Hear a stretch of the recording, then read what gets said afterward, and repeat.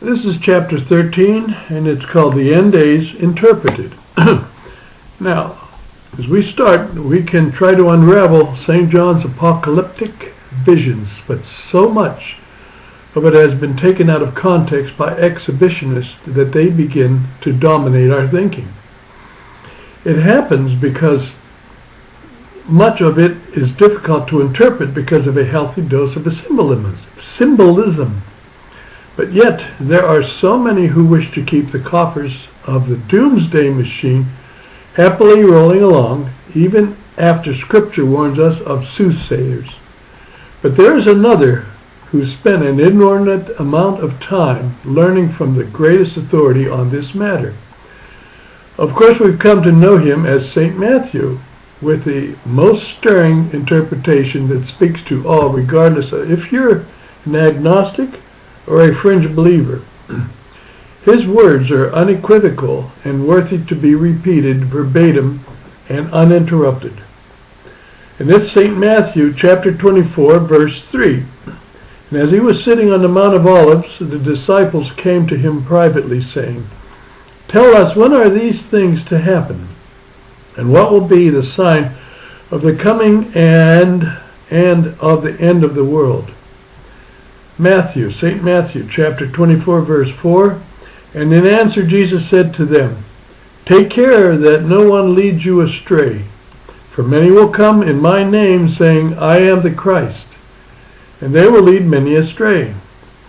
For you shall hear of wars and rumors of wars. Take care that you do not be alarmed, for these things must come to pass. But the end is not yet. For nation will rise against nation, and kingdom against kingdom. And there will be pestilence and famines and earthquakes in various places.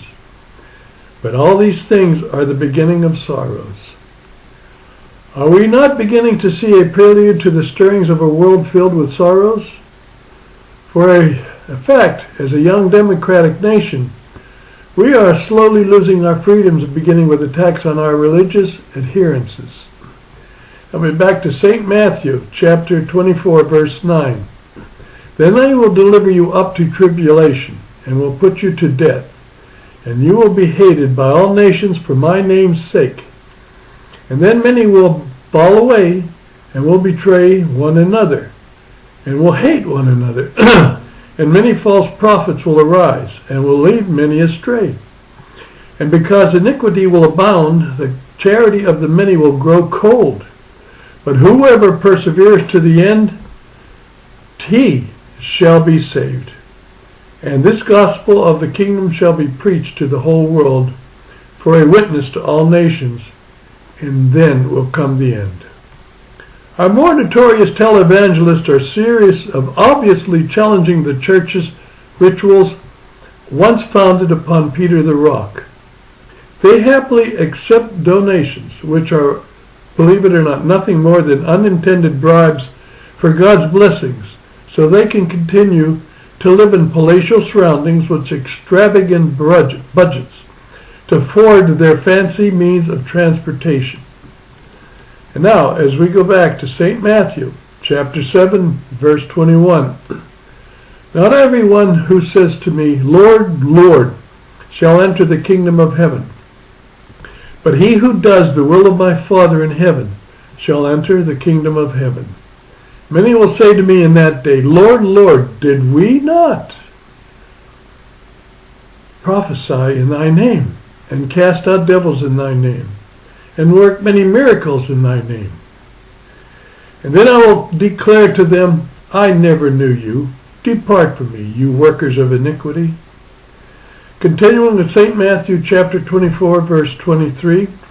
"Then if anyone say to you, 'Behold, here is Christ,' or 'There he is,' do not believe it. For false Christs and fake prophets will arise, and will show great signs and wonders so as to lead astray, if possible, even the elect." Now, St. Matthew 24, verse 25. "Behold, I have told it to you beforehand. If therefore they say to you, 'Behold, he is in the desert,' do not go forth. Behold, he is in their chambers. Do not believe it, for as the lightning comes forth from the east, and shines even to the west, so also will the coming of the Son of Man be. As we continue, St. Matthew, chapter 24, verse 29, but immediately after tribulation of these days, the sun will be darkened, and the moon will not give her light, and the stars will fall from heaven, and the powers of heaven will be shaken. And then will appear the sign of the Son of Man in heaven. And then will all the tribes of the earth mourn, and they will see the Son of Man coming upon the clouds of heaven with great power and majesty. St. Matthew chapter 31, and he will send forth his angels and a trumpet with a great sound, and they will gather his elect from the four winds, from one end of the heavens to the other. Now St. Matthew chapter 24, verse 36. But of that day and hour no one knows, and even the angels of heaven, but the Father only. And as it was in the days of Noah, even so will be the coming of the Son of Man. For in the days before the flood they were eating and drinking, marrying and giving in marriage until the day when Noah entered the ark. And they did not understand it until the flood came and swept them all away. Even so will it be the coming of the Son of Man. St. Matthew chapter 24, verse 40. Then 2 men will be in the field, and one will be taken, and one will be left. 2 women will be grinding in the millstone, at the millstone. One will be taken, and one will be left. Continuing, St. Matthew chapter 24, verse 42. Watch therefore, for you do not know of what hour your Lord is to come. But of this be assured, that if the household had known at what hour the thief was coming, he would certainly have watched, and not have to let his house be broken into. Therefore you also must be ready, because at an hour that you do not expect, the Son of Man will come.